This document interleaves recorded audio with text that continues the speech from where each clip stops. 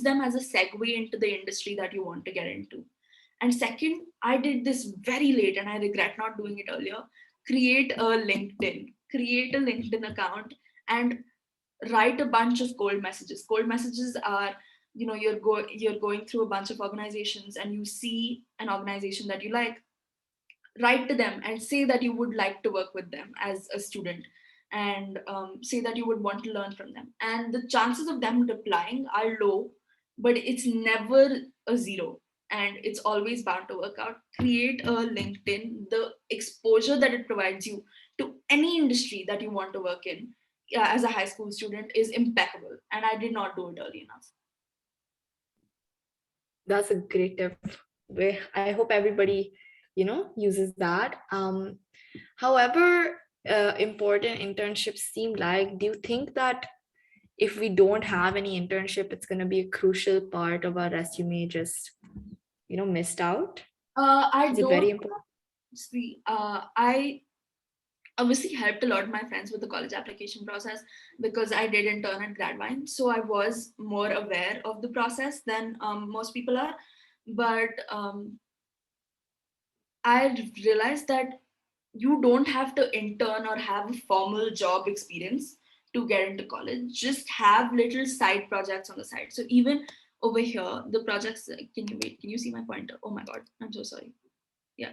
Um, these are organizations versus I just have my personal blogging put in over here. And something that I also submitted was my photography portfolio, which I think was in the previous slide. I submitted a compilation of all the photo shoots that I've done.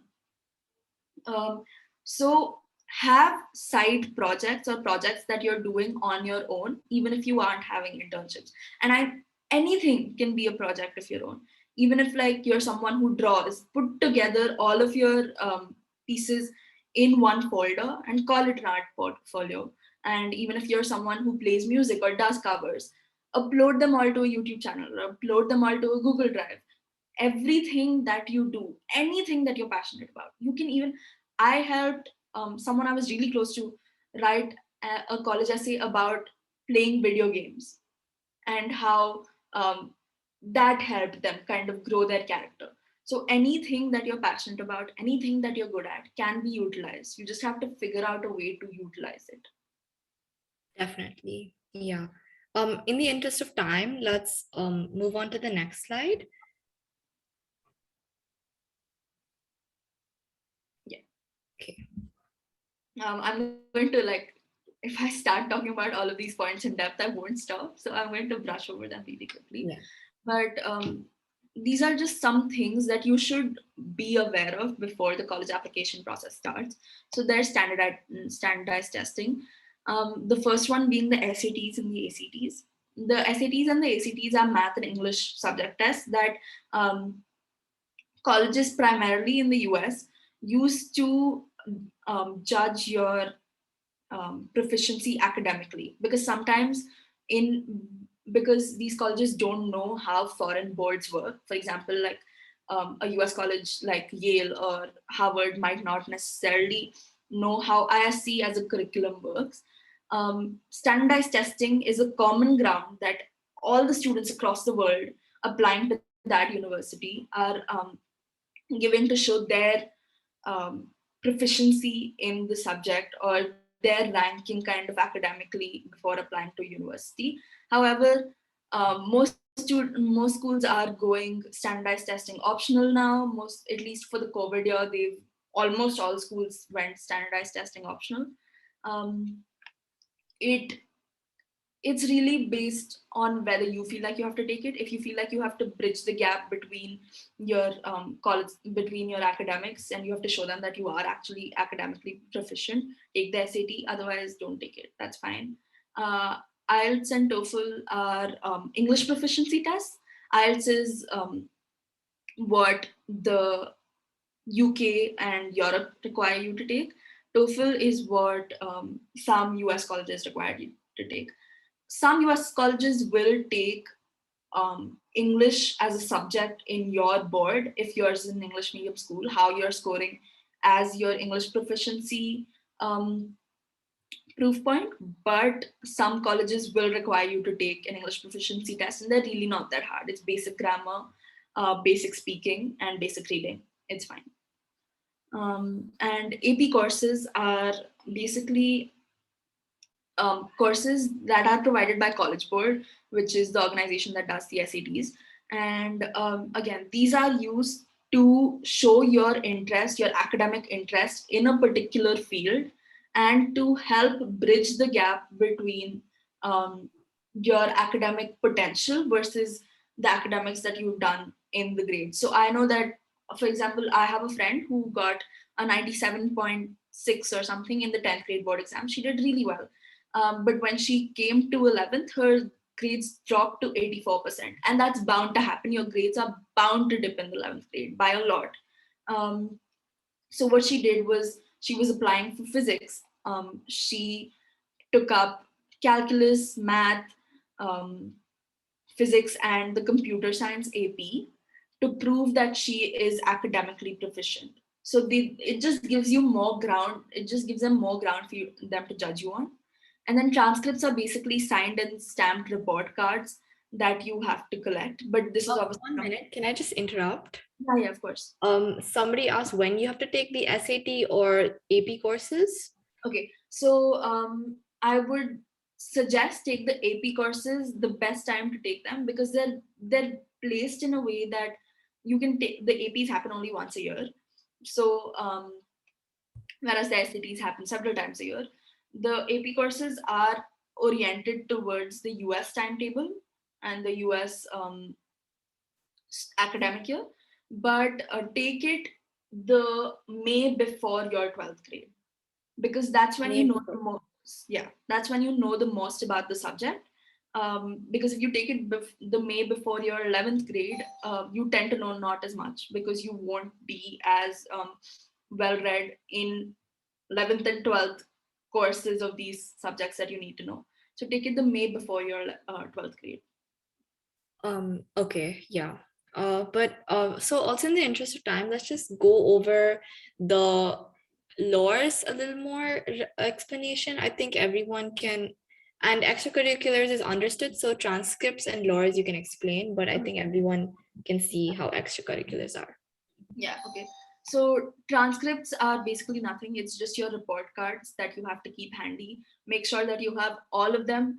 And I don't mean like you should constantly keep track of them from 9th to the end of 12th grade. I just mean that don't lose them, because um, as someone who wasn't sure if she was applying to US colleges at a given point of time, I didn't realize that I would need my 9th grade transcripts, and I really had to dig for them a lot when I had to submit them to colleges. So have a signed and stamped version of your report cards handy with you, maybe saved in a folder somewhere, or actually printed out and put in a folder. That's all, because um, some colleges require ninth, some colleges don't. Just have all of it, and obviously 10th will be a board mark sheet and not your internals.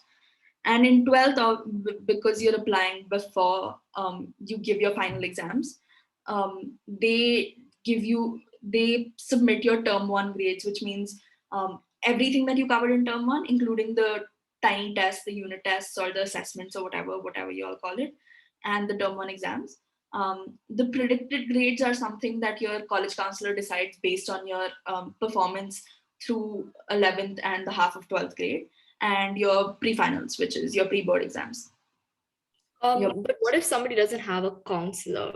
Who decides the board? The school decides it, but you can always self-predict. The only problem with self-predicted grades sometimes is that if you self-predict a little bit too high or a little bit too ambitious, colleges will say that colleges will make it a conditional offer, in the sense they'll say that you've self-predicted, now you must meet the grades that you've said that you will achieve to get into our college. So yeah, it can kind of bite you in the back if you go a little too much. Exactly. Yeah. Okay. And so these are the LORs, which is the letters of recommendation. I would suggest have at least one letter of recommendation from a subject teacher, preferably a subject that you're going to pursue in college.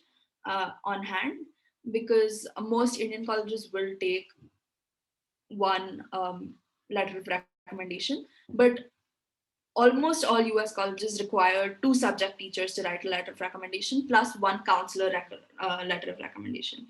So the counselor letter of recommendation can be a private counselor if your school doesn't offer you a counselor, or have another teacher, a coordinator maybe in the school write it if your school doesn't offer you a counselor. And two subject teachers are two teachers who are relevant and whose subject you're good at and who you're sure will write good things about you. That's This about it. is a teacher from 12th grade? It can be. So I at the time had asked for only one LOR, because again I wasn't sure if I was applying to the US, um, which was my English teacher from 12th grade. She wrote me an LOR, but then I was told that I had to find another LOR. And I didn't really necessarily feel connected with any more teachers or subjects in my 12th grade school. So I went back to Vibgyor and asked a Vibgyor teacher to write for me. So obviously, it would be preferred if you have two teachers who are from the 12th grade writing your LOR, just because they know you more currently. But if you have a long-standing relationship with your 9th and 10th teachers, if you are still in touch with them, if you feel like they know you well enough, if you've kept them up to date on your activities throughout high school, go for it. Okay, yeah. So I think everyone got that. So let's just like I'll just tell everybody. So in extracurriculars, we already went over resume, certificates for proof of what you've done, participation or prize, then supervisors like almost a letter of recommendation, portfolios of your art or photography, and what is links collated? Okay, so just make sure that if you do any work that you're putting up online, even if it's like writing one-off guest articles for an online run magazine, or you're putting up a YouTube video somewhere, make sure that you have all of these links intact and put into one folder or put into one document so that it's easy for you to access and for the college admissions officer to access as well. Oh, okay. Yeah, that's a good way of doing it. But in case somebody like deletes a website or something, takes it down, should we take a screenshot or something of it as evidence? Have a screenshot, or maybe even just have like a PDF downloaded of the original work that you've done. Both can be submitted. You can always tell the college admissions officer that the website was taken down, because this kind of stuff happens extremely often and they'll understand. Yeah. Actually, so the person who asked the question of the 12th grade, whether it should be a letter of recommendation from 12th grade, got disconnected. So I'll just recap that it can be a teacher who of a subject that you're really good at, or a teacher you have a good connection with. And it's not a compulsion to get it from 12th grade, but you should know that she's gonna hear, they'll write good things about you. Yeah, and okay, personal information and financial aid. How do you get to know, like, you apply to, let's go to the next slide and also talk about this. So when you were thinking, okay, India, Canada, US, Singapore, you might have had to do financial aid planning for a US college, but not for Indian colleges. So what exactly did you do? So most almost all US college applications happen through two um, primary sites, which is Common App and Coalition. Both of them have like common application processes for all the colleges, and then any specifics that colleges ask you to do, maybe write college specific essays, whatever. So in the US, you fill up, at least as an international student, you fill up a CSS form, which is a form with all of your, they ask you in depth about your family's wealth. So they will ask you kind of how much both your parents earn in a month, how much you pay as tax, how many